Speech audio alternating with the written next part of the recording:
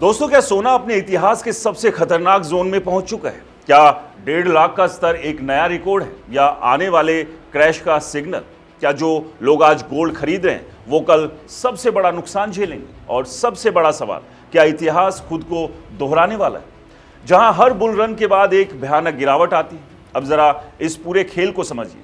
दोस्तों, 2026 में सोना जिस तेजी से भागा उसने हर निवेशक को चौंका दिया। एमसीएक्स पर गोल्ड की कीमतें 1.5 लाख के ऊपर पहुंच चुकी है। और ये सिर्फ एक आंकड़ा नहीं, ये एक ऐसा साइकोलॉजिकल लेवल है जहां बाजार में डर और लालच दोनों एक साथ पैदा होते हैं। 2025 में सोने ने जिस तरह की रिकॉर्ड रैली दिखाई वो सामान्य नहीं थी। ग्लोबल टेंशन, महंगाई का डर और सेंट्रल बैंकों की आक्रामक खरीद, इन सब ने मिलकर सोने को एक सेफ हेवन से सुपर एसेट बना दिया था। लेकिन यहीं से कहानी खतरनाक हो जाती है, क्योंकि जब कोई एसेट बहुत तेजी से ऊपर जाता है तो वो उतनी ही तेजी से नीचे भी आ सकता है।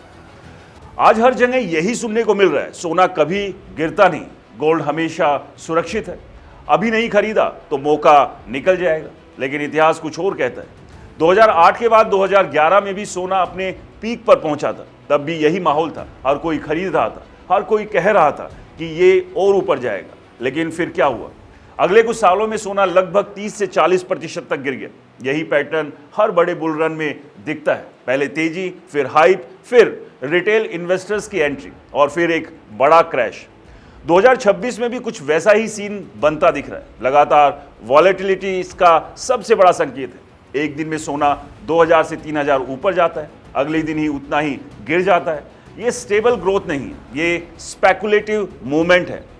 और जब मार्केट स्पेकुलेशन पर चलता है, यानी सट्टेबाजारी पर, तो वो ज्यादा समय तक टिकता नहीं। बड़े खिलाड़ी यानी इंस्टीट्यूशनल इन्वेस्टर्स और सेंट्रल बैंक पहले खरीदते हैं और जब कीमतें पीक पर पहुंचती है तो वो धीरे धीरे प्रॉफिट बुकिंग शुरू कर देते हैं। लेकिन आम निवेशकों को ये चीज समझ में तब आती है जब कीमतें गिरनी शुरू होती है।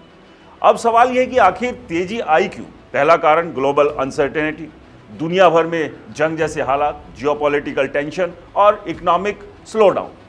जब भी दुनिया में अस्थिरता बढ़ती है, लोग सोने की तरफ भागते हैं। दूसरा कारण है इन्फ्लेशन। जब पैसे की वैल्यू गिरती है तो लोग ऐसे एसेट्स में इन्वेस्ट करते हैं जो वैल्यू स्टोर कर सके। तीसरा और सबसे इंपॉर्टेंट कारण है सेंट्रल बैंक्स की बाइंग। भारत, चीन, रूस जैसे देशों ने पिछले कुछ सालों में बड़े पैमाने पर सोना खरीदा, जिससे डिमांड और बढ़ गई। लेकिन हर कहानी का दूसरा पहलू भी होता है और वो है रिस्क। अगर ग्लोबल सिचुएशन स्टेबल हो जाती है, अगर इन्फ्लेशन कंट्रोल में आ जाता है या अगर सेंट्रल बैंक्स अपनी बाइंग कम कर देते हैं तो वही डिमांड अचानक से घट सकती है। और जब डिमांड गिरती है तो कीमतें भी गिरती हैं। यही वो ट्रिगर होता है जो एक बड़े क्रैश को जन्म देता है। सबसे खतरनाक चीज़ है FOMO, fear of missing out.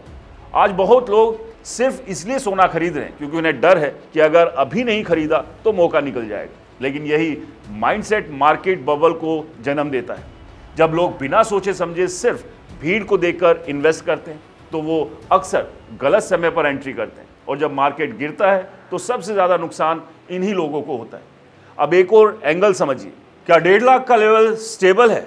इसका जवाब इतना आसान नहीं। शॉर्ट टर्म में मार्केट सेंटिमेंट और ग्लोबल इवेंट्स इसे और ऊपर ले जा सकते हैं, लेकिन लॉन्ग टर्म में किसी भी एसेट की कीमत उसकी वास्तविक डिमांड और सप्लाई पर डिपेंड करती है। अगर कीमतें बहुत तेजी से बढ़ती है तो इवेंचुअली करेक्शन आता ही है।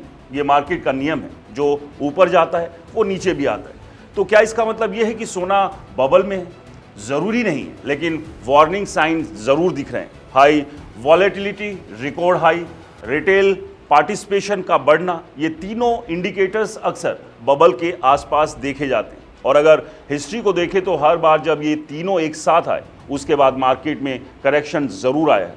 अब सवाल बड़ा, निवेशक क्या करें? क्या अभी सोना खरीदना चाहिए या दूर रहना चाहिए? इसका जवाब आपकी स्ट्रैटेजी पर डिपेंड करता है। अगर आप लॉन्ग टर्म इन्वेस्टर हैं और धीरे धीरे इन्वेस्ट करते हैं तो सोना अभी भी एक अच्छा हेज हो सकता है। लेकिन अगर आप शॉर्ट टर्म में प्रॉफिट कमाने के लिए हाई प्राइस पर एंट्री कर रहे हैं तो रिस्क बहुत ज़्यादा है, क्योंकि अगर मार्केट में करेक्शन आता है तो रिकवरी में समय लग सकता है।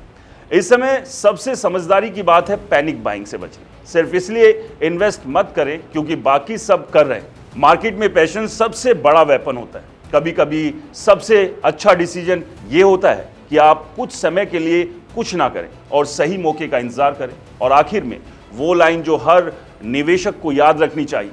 हर बुल रन के बाद एक बड़ा क्रैश आता है। ये कोई डराने वाली बात नहीं, ये मार्केट का नेचर है। सवाल यह है कि क्रैश आएगा या नहीं। सवाल यह है कि आप उस क्रैश के लिए तैयार हैं या नहीं।